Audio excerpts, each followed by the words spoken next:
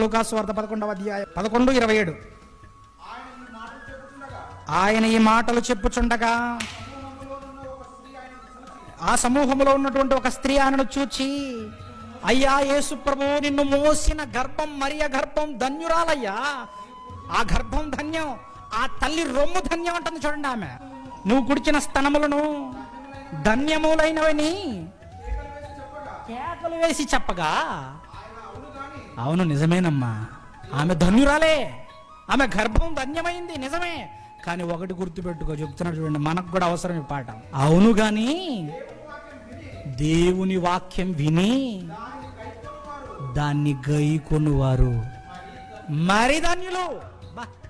నువ్వు ధన్యత పొందుకోవాలి. మరియమ్మ ధన్యురాలే, నిజమే ధన్యురాలే. ఆమె నమ్మింది కనుక, దేవుని మాటకు లోబడింది కనుక ధన్యురాలామె. మరి నువ్వు ధన్యురాలవ్వాలంటే, మోసినందుకే ధన్యురాలైంది, నమ్మింది కదా ధన్యురాలయ్యింది ఆమె. మరి నువ్వు ధన్యురాలవ్వాలంటే, దేవుని ధన్యత నీ మీదకి రావాలంటే ఏం చేయాలంటుంది బైబిల్?